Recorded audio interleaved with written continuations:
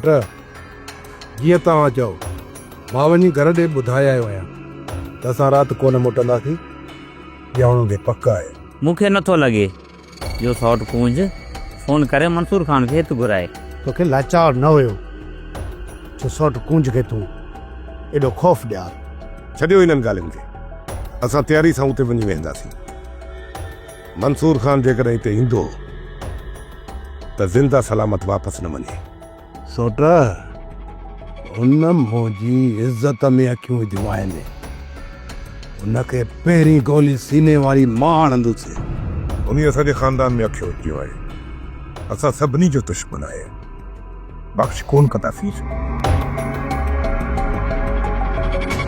एक तुंहिंजो वाइदो वफ़ा थी पवे हा त मुंहिंजो दर्द दिल जी दवा थी पवे हा। अरे जे हिकु तुंहिंजो वाइदो वफ़ा थी पवे हा।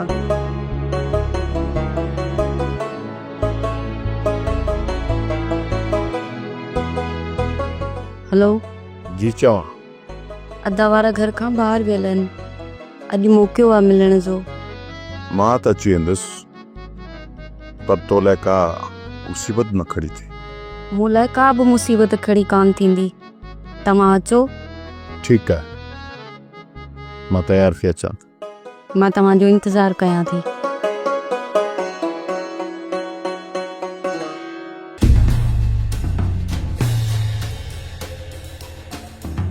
कमदार तुंहिंजी कावड़ त असां ग़रीबनि मथां लहे ई कोन थी, पर मुराद वारनि तोखे सॼे ॻोठ में कुते वांगुरु डोड़ाए डोड़ाए मारियो। इहे अखियूं उन खे ॾेखार त तुंहिंजा चोॾा ई कढी छॾनि। मां मुराद वारनि जूं पहाड़ूं हिन ॻोठ मां पटवाए छॾींदुसि कान न। इहा ॻाल्हि तूं दिलि में बि रख, तननि में बि रख, मथे में बि रख, ऐं खीसे में बि रख। पूरो ॻोठ ॾिसंदो त मां हुननि खां कीअं थो प्लान कयां।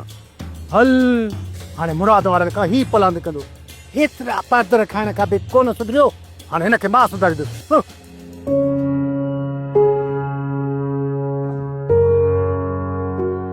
बाबा ॾींहुं केॾो गरम थी वियो आहे, वञी का गाह मुठ करे अच वञी बकरियुनि जे लाइ। बकरियूं बुख ते बीठल आहिनि। मूंखां गाह कोन थींदी, भले बकरियूं बुख मरी वञनि। छोकिरीअ खे ॿाहिरि कोन था कढो, तोखां गाह नथो थिए न त पोइ काती खणी बकरियुनि खे सीर ॾेई छॾ। भले छोरी वञी गाह करे अचे, हिनखे कंहिं रोकियो आहे? ओए मां वञा मां गाह करण? वञ भले पुट, पर जल्दी मोटण जी कजाए। अम्मा गाह करे वापसि मोटी ईंदमि, ॿियो मूंखे कहिड़ो कमु आहे?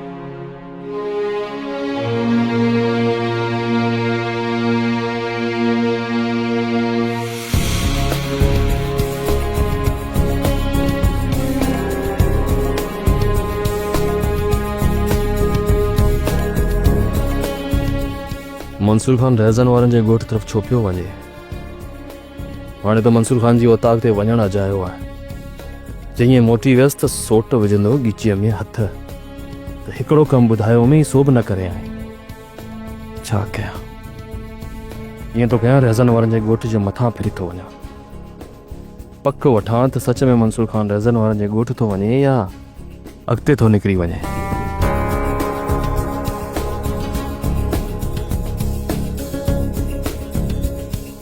पता हाणे ॿुधायो त हिन जो छा कहिड़ो आहे? अदा अजायो त हिन जे बारे में सोचियूं, वेठो आहे मुफ़्त जूं मानियूं खाईंदो। ही त मानीअ में ई महांगो आहे। हाणे बंदूक कयूंसि पूरो, ऐं लाश खे कुलो ॾेई विराज में उछले था अचूंसि। वॾो ज़ालिम अली खान, थी सघे थो त मुराद मूंखे बख़्श करे छॾे। तूं असांजे अमरा जो कातिल आहीं, पोइ तो इहो कीअं सोचियो त मां तोखे बख़्श करे छॾींदुसि? हले साईं बस हाणे बस,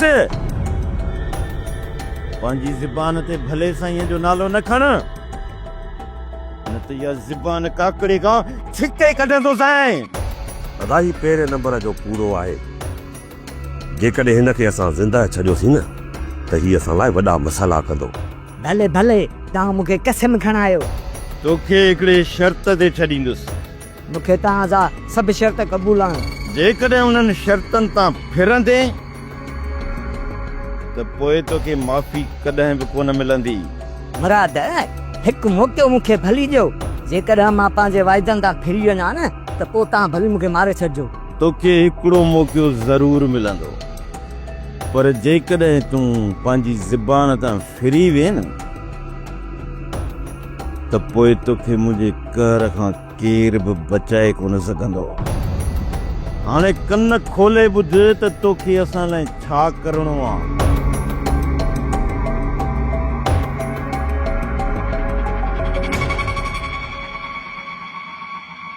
जेको थी गुज़रियो उनखे विसारे छॾ, हाणे नए सिरे ज़िंदगी गुज़ार। मूं त ज़िंदगी गुज़ारण जो ख़्वाब सोडन सां ॾिठा हुया, पर ज़बरदस्ती मुंहिंजी शादी ॿिए सां कराई वई। हू हिकिड़ो हादसो हुयो, उनखे विसारे छॾ। उन हादसे मुंहिंजी सॼी ज़िंदगी बर्बाद करे छॾी। हाणे मां सॼी उमिरि हिन घर में ककर जी ज़ाल बणिजी गुज़ारींदसि। मां पंहिंजे भाइरनि ऐं सोट जे कातिल जी ज़ाल सॾाई वेंदमि। तमामु जल्द तुंहिंजी सोडल सां शादी कराए वेंदी। हाणे सोडल मूंखे क़बूल कोन कंदो। ही त तूं मथां ग़लति फ़ैसिलो मड़ियल आहे सोडल जो। पोइ सोडल तोखे छो न क़बूल कंदो? न मूंखे ककर तलाक ॾींदो ऐं न ई वरी मां ॿिए हंधि शादी करे सघंदसि। मां मुराद खे सुञाणियां थी। हू तोखे हुनजे रिश्ते खां आज़ाद करण लाइ ककर खे पूरो करे छॾींदो। वो त तूं हिन रिश्ते खां आज़ाद थी वेंदीअ। खणी जो हाणे मूंखे सोडल सां परणायो बि वञे, पर हिन दिलि खे उहा ख़ुशी न मिलंदी। हिकु चकर तुंहिंजी ज़िंदगीअ में ख़ुशियूं ज़रूर ईंदियूं। जेको ककर जे तुंहिंजे मथां कारो पाचो छायल आहे न, तमामु जल्द तुंहिंजो भाउ हुन पाचे खे पूरो करे छॾंदो। हाणे तूं पंहिंजे लाइ ख़ुशियुनि जो नओं सिज उभरंदी ॾिसंदीअ। तूं मायूस न थी, तमामु जल्द मालिक तुंहिंजे मथां महिरबान थींदो।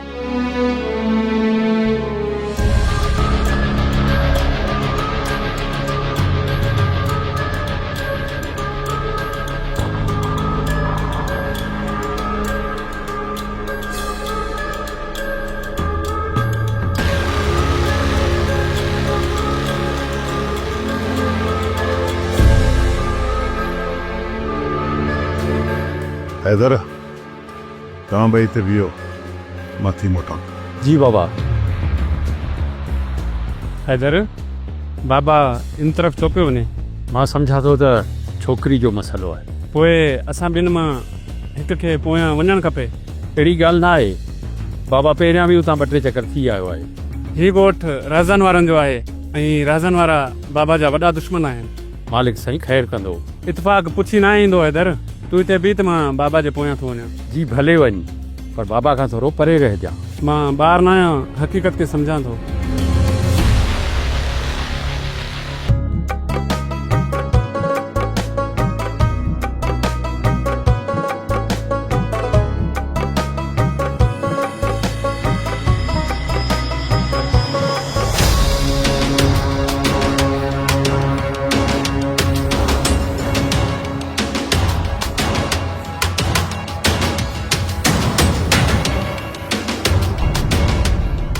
हल सोना हल, अॼु तो जो ही शिकार करणो।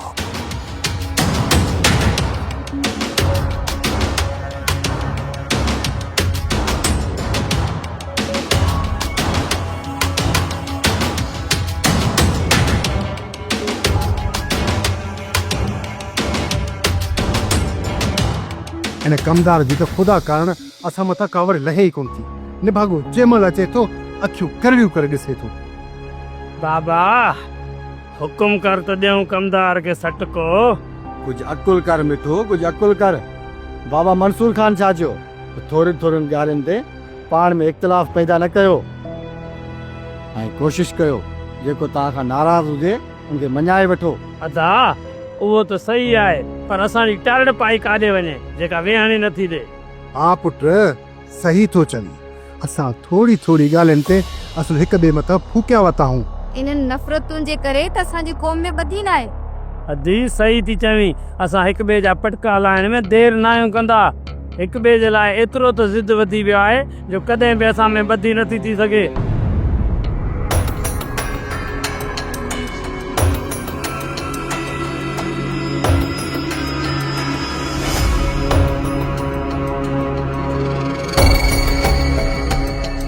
सम्झां थो त बाबा खे मारण जो हुननि पूरो प्रोग्राम कयो आहे, पर बाबा खे होशियारु करिणो पवंदो।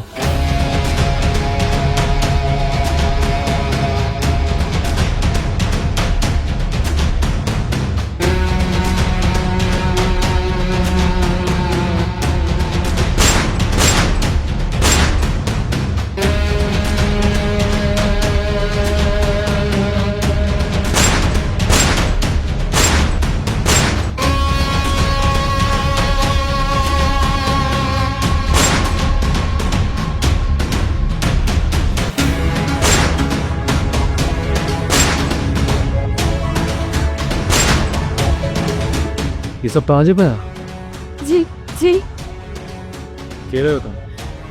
ही ॿुधाइण जो वक़्तु न आहे। ख़ुदा खे मञो, मूंखे तव्हां वठी हलो। वे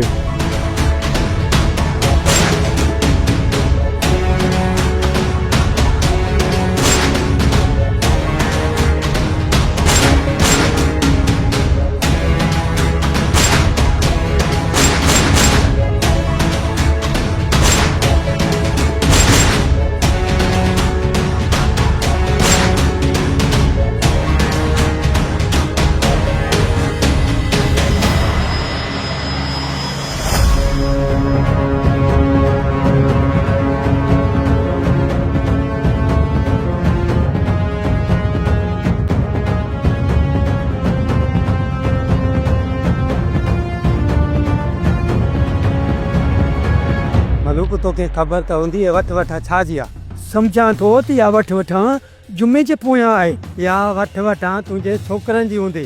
जुमो तॾहिं ई खोब में भॻो आहे। असांजा त छोरा ॻोठ खां ॿाहिरि वियल आहिनि, ही वठ वठां कंहिं ॿिए जे पोयां आहे। बाबा साईं, हाणे तव्हां निकिरण जी कयो। हा हा ऐं तूं परेशान न थी, मां हिन सां पाण मोॾियां थो। इहा ख़्यालु मूंखे ॾे, गाॾी काए रोड ते अच, असां अचूं था हिन पहिरियां पहिरीं। अचरिया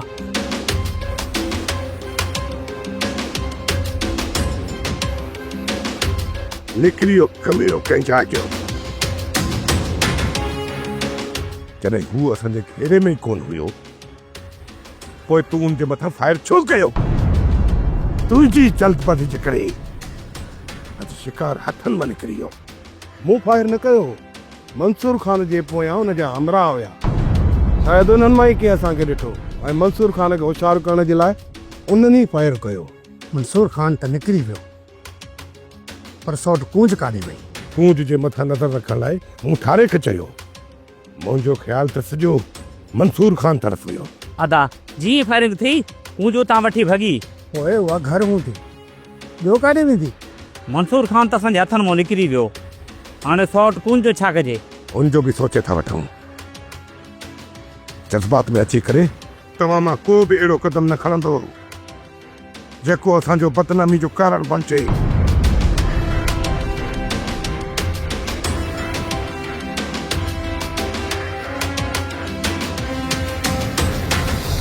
हाणे ॿुधाए त तूं केरु आहीं ऐं पोयां कहिड़ो मसइलो करे आई? मां तव्हांजे लाइ को बि मसइलो पैदा न कंदमि। बसि मूंखे भलाई कयो, मूंखे मंसूर खान वटि छॾे अचो। ठीकु आहे, मां तोखे छॾे थो छा, पर पहिरियां तूं इहो ॿुधाए त तूं आहीं के ऐं पोयां कहिड़ो मसइलो करे आई? मुंहिंजे मसइलनि खे तूं मूं वटि ई रहण दे, मूं ते भलाई कर, मूंखे मंसूर खान वटि छॾे अच। जेसिताईं तूं पूरी हक़ीक़त नथी ॿुधाई, असां हितां न चुरंदासीं। असल में मां मंसूर खान सां मोहबत कंदी आहियां। इहा ख़बर आहे, तॾहिं त एॾो बदनाम थी आहीं। बसि इहो ॿुधाए त तूं केरु आहीं? मां मलूक जी धीउ ऐं ककर जी भेण ऐं राज़न जी सोट आहियां। ओ मतिलबु तूं उहा ई छोकिरी आहीं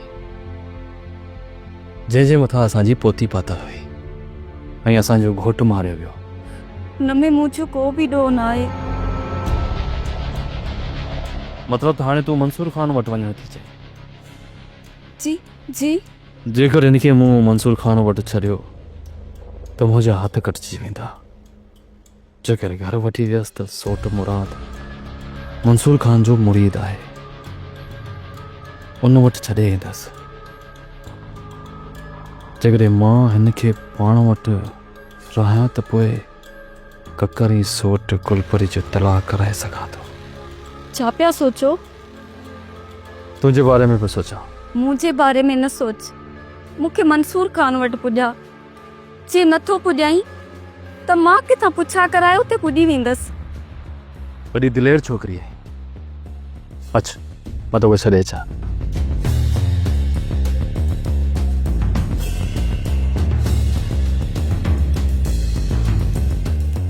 अदा रेज़न वारनि जे ॻोठ जे ॿाहिरां वॾी फायरिंग पई थी हले।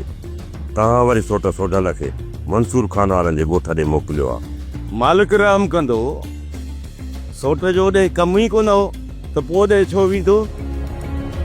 अदा तव्हांखे सोट जी ख़बर न आहे? जेकॾहिं इहा ॻाल्हि आहे त पोइ हलूं था जांच ते, परेशान न थी अलाह ख़ैर कंदे। अचो। मालिक साईं ख़ैर कंदो, को न को मसलो ज़रूर थींदो। हा भाॼाई, सच पई चवे। इहा दुश्मनी तेसी ताईं ख़तम न थींदी जेसी ताईं ॿिन्हिनि धुरियुनि जा मर्द पाण खे मारे तबाह नथा कनि। सोडल जी ख़बर पई? सोडल खे मुराद कम सां मोकिलियो आहे। कहिड़े कम सां? इहा ख़बर न आहे, बाक़ी अदा हिकिड़ी ॿी ॻाल्हि ॿुधण में आई आहे। कहिड़ी ॻाल्हि? इहो ॿुधण में अचे थो त रहज़न वारनि जे ॻोठ में वॾी फेरिंग थी हले ऐं सोडल बि ॻोठ में न आहे। रब साईं ख़ैर कंदो, मुराद बि सदाईं सोडल खे बाहि जी तरफ़ मोकिले छॾींदो आहे। ख़ुदा कंदो त रहज़न वारा पाण में विड़ी तबाह थींदा। सोडल ख़ैरनि सां वापसि ईंदो। अदी किथे आहे? पुट तूं इहो ॿुधाए त छा करे आई? मूं तोखां पुछियो त अदी किथे आहे? उहा त जीअं गाह ते वई आहे त मोटी ई कान्हे का। छोकिरो होश में न आहे मलूका, तूं वञी हुनखे जल त किथे न्याणीअ खे को नुक़सान न पहुचाए। जेकॾहिं छोकिरी असांजे मुंहं ते कारण मली हूंदी न त पोइ हीउ बि छोरो मुंहिंजो चवण कोन वठंदो। मालिक साईं तूं बाज़ारो आहीं, मुंहिंजी न्याणीअ मथां तूं बाझ कजांइ।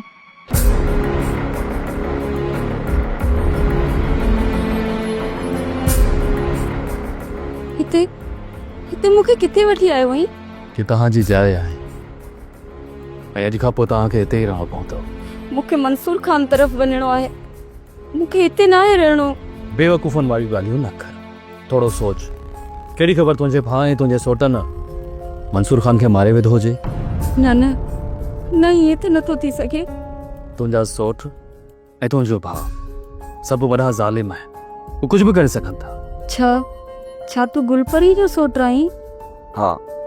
तूं मुंहिंजे भाउ खां पलान करण थो चाहीं न, तॾहिं त मूंखे हिते आंदो अथई। न, मुंहिंजी इहा नियत न आहे। त पोइ साफ़ ॿुधां न, तुंहिंजी नियत में छा आहे? मुंहिंजी नियत त साफ़ आहे, बस थोरो तूं सोच। तूं मूंखे बेवकूफ़ न बणाए। हू मंसूर खान खे कुझु बि नथा करे सघनि। मञा थो त मंसूर खान बची निकितो आहे, पर तुंहिंजा सोट ऐं तुंहिंजो भाउ एतिरा त ज़ालिम आहे जो सॼे ॻोठ खे वठी हींअर मंसूर खान जी औताक जी ॿाहिरां हलाक कयो बीठा हूंदा। हिन वक़्तु उन तरफ़ असांजो हलणु ख़तरे खां ख़ाली न हूंदो ऐं तूं हिते महफ़ूज़ आहीं। कंहिंजो बि शक न वेंदो त तूं हिते आहीं। पर जीअं ख़तरो टरियो मां तव्हांखे मंसूर खान वटि छॾे ॾिनोसि। हिन ई दावे चाह त तूं मुंहिंजो लेखी छो मां तव्हांखे थोको पवंदुसि। बस कुझु नहीं सब्र कर, मुनासिर वक्त है कि मां तव्हांखे छो छोकिरा अधी ॻाल्हि होती छोकिरी उते बि न आहे, हिते बि न आहे पहुती। छोकिरी वई त आख़िर वई काॾे? तव्हांजे बंदूकनि जे ख़ौफ़ खां न्याणी अलाए काॾे मुंहुं कयो हूंदो। अदा जेकॾहिं कूंज घर न पहुती त असांजे मुंहं ते कालक मलची वेंदी। इन कारण खे मंसूर खान जी रत सां धोईंदासीं। अदा इहा बात जी ॻाल्हि आहे। हिन वक़्तु सौट कूंज खे किथे ॻोल्हियूं? तव्हां ओसे पासे जे ॻोठनि में छोकिरी कूंज जी जांच कयो। मां शाहनवाज़ खान सां मिली अचां, ॾिसां त हू सलाह कहिड़ी थो ॾे। शाहनवाज़ खान खे चइजो त हीउ वक़्तु आहे असांजी मदद करण जो। जेकॾहिं हू पोइ ते हटे थो ऐं असांजी मदद नथो करे त पोइ कसम आहे मूंखे पंहिंजी इज़त ऐं गैरत जो, मां शाहनवाज़ खान खे सिधी गोली सीने में हणंदुसि। पंहिंजी कावड़ ऐं क्रोध ऐं इन गोली खे बचाए रख। इहो मंसूर खान जो सीनो परून खणण में कमी थी। जेसीं ताईं मां शाहनवाज़ खान खां मिली अचां एसीं ताईं को बि सख़्तु कदम न खणो। तव्हां छोकिरी चार्ज कयो। मां थोरो ॿाहिरि थो वञा, छाछ बि करे थो अचां ऐं तव्हांजे लाइ कुझु खाइण पीअण जो बंदोबस्तु करे थो अचां। मुंहिंजे रहण सां तुंहिंजे लाइ का परेशानी त न थींदी न? तूं परेशानी पैदा न कजांइ, बाक़ी ॿी का बि परेशानी न थींदी। मां तो मथां भरवसो कयां थी। उमेद त जीअं मसइलो हल थींदो तूं मूंखे मंसूर खान वटि छॾे ईंदई। ज़रूरु छॾे ईंदुसि।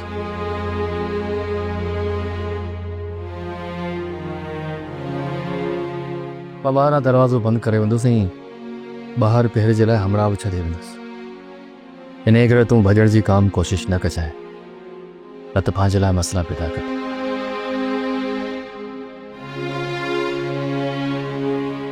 ॻाल्हि इहा नाहे त तोखे मोहबत करण जो को हक़ नाहे, पर जेका तुंहिंजी इज़त बीठल आहे ऐं जंहिं मक़सद लाइ तूं कमु करी पियो उन लाइ तोखे हर क़दम सोचे सम्झी खणणो हुयो ऐं ही तुंहिंजो क़दम इंतहाई ग़लति आहे। हा मां साइणा, मां इहा ॻाल्हि तस्लीम कयां थो त मुंहिंजो इहो क़दम